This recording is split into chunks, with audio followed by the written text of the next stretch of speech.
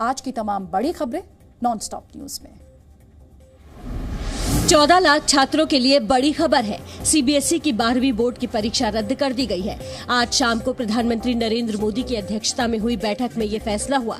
प्रधानमंत्री मोदी ने कहा, छात्रों की सुरक्षा और स्वास्थ्य सबसे पहले है। ऐसे माहौल में बच्चों को तनाव नहीं दे सकते। तनावपूर्ण माहौल में बच्चों पर दबाव ठीक नहीं। इससे छात्रों, शिक्षकों की परेशानी खत्म होगी। कोई जोखिम न उठाते हुए 12वीं की परीक्षा को रद्द किया है। 11वीं और 12वीं दो जो पिछले दिनों में इंटरनल एग्जामिनेशन हुए हैं, उसकी असेसमेंट के आधार पे उनकी नतीजा आएगी। प्रधानमंत्री ने सीबीएसई को तय समय में रिजल्ट तैयार करने को भी कहा है। रिजल्ट इंटरनल असेसमेंट से आएंगे। इसके साथ जो बच्चे परीक्षा देना चाहेंगे, उनके लिए ये विकल्प भी रखा गया है। परीक्षा पर शिक्षा मंत्रालय और सीबीएसई कोरोना के हालात देखकर फैसला लेंगे। बहुत अच्छी बात है कि पेरेंट्स के हित में है, टीचर्स के हित में है, बच्चों के हित में है, देश के 1.5 करोड़ बच्चों के हित में ये फैसला है। इसका हम स्वागत करते हैं। सरकार के फैसले के बाद कई राज्यों के शिक्षा बोर्ड भी 12वीं की परीक्षा रद्द कर सकते हैं। 10वीं की परीक्षा पहले ही रद्द हो चुकी है।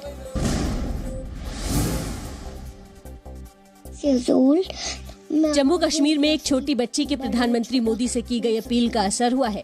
इस वीडियो में बच्ची ने ऑनलाइन क्लास में ज्यादा होमवर्क से हो रही परेशानी का जिक्र किया था। जी न्यूज पर आज शाम को भी इसने इसका जिक्र किया था। जम्मू कश्मीर में ऑनलाइन क्लास पर नई गाइडलाइंस जारी की हैं। 1ली से 8वीं तक की ऑनलाइन क्लास 1.5 घंटे की होगी। 9वीं से 12वीं की ऑनलाइन क्लास 3 घंटे की होगी और 5वीं तक ऑनलाइन क्लास में कोई होमवर्क नहीं दिया जाएगा। बच्चों में कोरोना संक्रमण को लेकर सरकार अलर्ट है। नीति आयोग के सदस्य डॉक्टर वीके पॉल ने कहा है कि बच्चों में कोरोना की गंभीर बीमारी नहीं होती, लेकिन हो सकता है कि वायरस अपना व्यवहार बदल ले तो इन्फेक्शन बढ़ सकता है। उन्होंने कहा है कि बच्चों में कोरोना निमोनिया समेत 2 रूपों में आता है, लेकिन ओवरऑल बच्चों में ज्यादा संक्रमण नहीं है। डॉक्टर पॉल के मुताबिक बच्चों में संक्रमण को ध्यान में रखते हुए एक्सपर्ट्स का ग्रुप बनाया गया है और गाइडलाइंस तैयार की जा रही है। वायरस अपना बिहेवियर बदल ले या और एपिडेमियोलॉजिकल डायनामिक्स में कोई चेंज आए तो हो सकता है कि बच्चों में कोविड का प्रकोप बढ़ सकता है। पटना एम्स में कोरोना संक्रमण से बचाव के लिए बच्चों की वैक्सीन को लेकर ट्रायल की शुरुआत हो गई है। इसके तहत पहले से रजिस्टर्ड बच्चों को आज को वैक्सीन लगाई गई। करीब 80 से 90 बच्चों को ट्रायल वैक्सीन दी जाएगी। वहीं एम्स की एक स्टडी के मुताबिक कोरोना ने बच्चों के मानसिक विकास पर बुरा असर डाला है। एम्स ने करीब 23,000 बच्चों पर किए शोध में पाया कि बच्चे एंग्जाइटी और डिप्रेशन जैसी कई मनोवैज्ञानिक बीमारियों का शिकार हो रहे हैं। केंद्र सरकार ने आज दावा किया है कि दिसंबर तक पूरे देश का वैक्सीनेशन हो जाएगा और अगस्त की शुरुआत तक देश में हर दिन 1 करोड़ लोगों को वैक्सीन लगाने की क्षमता होगी। There is no shortage of vaccine, so we are vaccinating the country. It is a large population. By the middle of the year or early for July or in middle of July or early August, we will have more than enough doses to vaccinate. स्वास्थ्य मंत्रालय ने mix vaccine पर स्थिति साफ की। कहा कि 2 अलग-अलग वैक्सीन डोज से इम्यूनिटी बढ़ने या घटने पर रिसर्च जारी है। जब तक नतीजे न आए, लोग एक ही वैक्सीन ले। कोविशील्ड का शेड्यूल भारत का जो है वो 2 डोज का शेड्यूल है।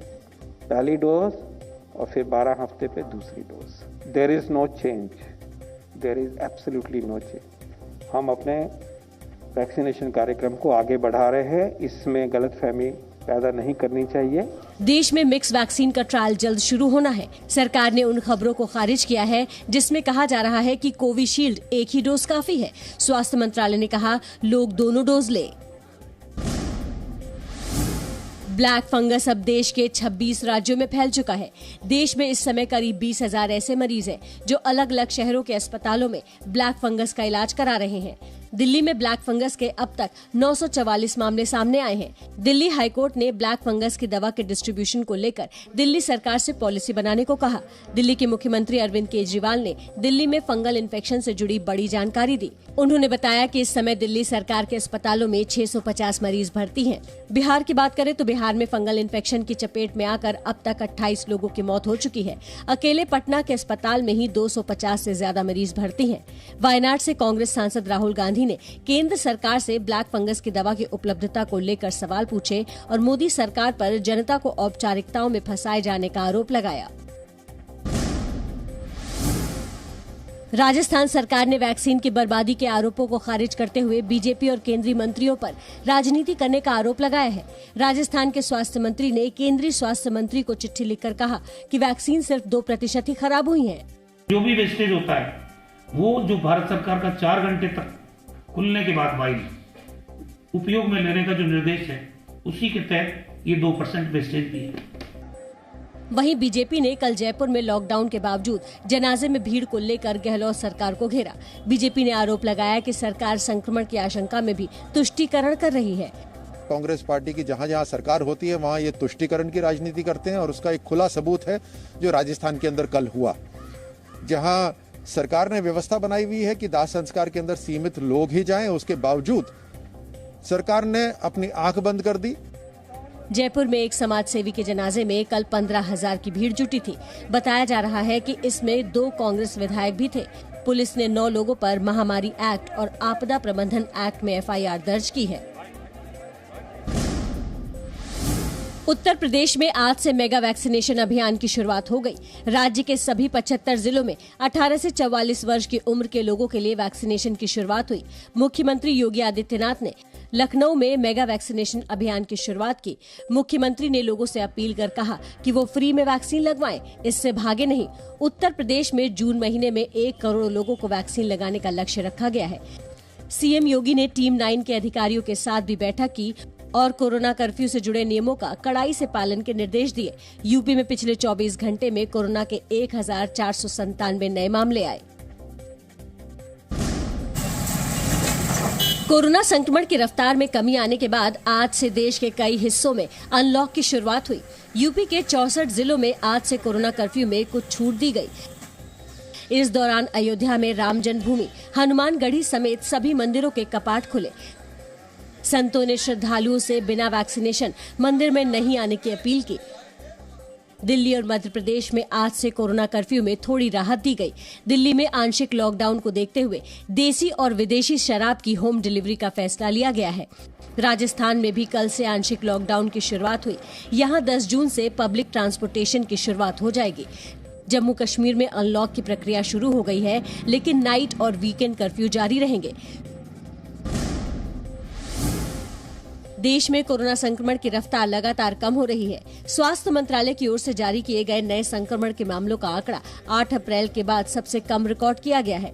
पिछले 24 घंटे में 1,27,510 नए मामले आए, जबकि 2,795 लोगों की मौत हो गई। वहीं एक दिन में 2,55,287 लोग कोरोना संक्रमण से स्वस्थ हुए हैं। स्वास्थ्य मंत्रालय का कहना है कि देश में 28 मई से लगातार 2 लाख से कम केस आ रहे हैं, लेकिन एक्टिव केसों की मॉनिटरिंग जरूरी है। अपने जो एफर्ट्स हैं, जो आउटपुट है, उसको प्रिजर्व करें।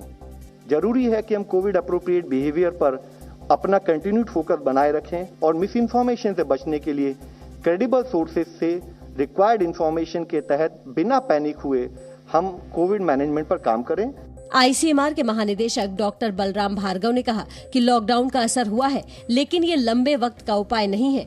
उन्होंने कहा कि कैसे लॉकडाउन धीरे धीरे खत्म करें, उसका सॉल्यूशन ढूंढना होगा। We have to find a mechanism how we have to ease our containment or lockdown, and that has to be done very gradually. Delhi में अब लोग घर बैठे ही देशी और विदेशी शराब मंगा सकेंगे। दिल्ली सरकार ने आबकारी नियमों में बदलाव करते हुए शराब की होम डिलीवरी को मंजूरी दे दी है। हालांकि वही दुकानें होम डिलीवरी कर पाएंगी जिनके पास L13 लाइसेंस होगा। इसके लिए मोबाइल ऐप या ऑनलाइन वेब पोर्टल पर ऑर्डर लिया जा सकता है। ऑर्डर मिलने के बाद डिलीवरी सिर्फ घरों पर की जाएगी। केजरीवाल सरकार के इस फैसले पर कांग्रेस ने सवाल उठाए हैं। शराब को घर घर पहुंचाने की बात करते हो, अगर कोरोना में अगर आपको घर घर पहुंचाना है तो राशन घर घर पहुंचाइए ना। मुझे तो कोई इसका तुल ही समझ में नहीं आ रहा। बीजेपी ने मुख्यमंत्री अरविंद केजरीवाल को घेरते हुए कहा है कि वो कोरोना के दौर में दिल्ली के लोगों को शराब पिलाने पर आमादा है। पश्चिम बंगाल के पूर्व मुख्य सचिव अल्पन बंदोपाध्याय को केंद्र ने कारण बताओ नोटिस जारी किया है। अल्पन से 3 दिन में जवाब मांगा गया है। सूत्रों के मुताबिक गृह मंत्रालय ने अल्पन को आपदा प्रबंधन एक्ट की धारा 51B के तहत नोटिस दिया है। अल्पन पर केंद्र सरकार का आदेश नहीं मानने का आरोप है। जवाब से संतुष्ट न होने पर उन पर FIR दर्ज की जा सकती है। इसमें 1 साल की सजा के साथ जुर्माने का भी प्रावधान है। वहीं बंगाल के राज्यपाल जगदीप धनखड़ ने ट्वीट करके कहा कि मुख्यमंत्री ममता बनर्जी ने शुवेंदु अधिकारी की वजह से प्रधानमंत्री की बैठक के बहिष्कार के संकेत उन्हें 27 मई को ही दे दिए थे। राज्यपाल ने ममता बनर्जी पर निशाना साधते हुए ट्वीट किया, लोक सेवा पर अहंकार हावी हो गया है। टीएमसी ने कहा कि अल्पन बंदोपाध्याय केंद्र के नोटिस का जवाब देंगे, लेकिन अब वो केंद्र की किसी कार्रवाई के दायरे में नहीं है। अल्पन बंदोपाध्याय बहुत एक्सपीरियंस्ड ऑफिसर है, वो जो जवाब देना है वो देंगे। अभी तो रिटायर्ड ऑफिसर है, उस पर केंद्रीय सरकार का शोकॉज का क्या इम्पैक्ट है? कुछ नहीं। केंद्र ने अल्पन को 3 महीने का एक्सटेंशन दिया था। उन्हें दिल्ली बुलाने का आदेश भी उनके रिटायरमेंट से पहले ही आ गया था। पंजाब कांग्रेस की अंदरूनी लड़ाई को सुलझाने की कोशिश तेज हो गई है। दिल्ली में आज कांग्रेस की 3 सदस्यों की कमेटी के सामने नवजोत सिंह सिद्धू ने अपनी बात रखी। कमेटी के सदस्यों से मुलाकात के बाद सिद्धू ने कहा कि सच और हक की लड़ाई जारी रहेगी और पंजाब विरोधियों को हराना है। पंजाब के सच और हक की आवाज मैंने हाईकमांड को बुलंद आवाज में बताई है। जीतेगा पंजाब, पंजाब को जिताना है। पंजाब में नवजोत सिंह सिद्धू और मुख्यमंत्री अमरिंदर सिंह का झगड़ा सुलझाने के लिए कांग्रेस अध्यक्ष सोनिया गांधी ने 3 सदस्यों की एक कमेटी बनाई है। इस कमेटी के सदस्य जयप्रकाश अग्रवाल ने कहा कि सब एकजुट है, सब मिलकर काम करेंगे। कोई प्रॉब्लम नहीं है, कोई ग्रुप नहीं है, सब एक जगह हैं, इकट्ठे हैं। सिर्फ ये है कि जो डायरेक्शन नहीं मिली थी वो डायरेक्शन मिल जाएगी, सब काम करेंगे इकट्ठे। पंजाब में अगले साल की शुरुआत में विधानसभा चुनाव है।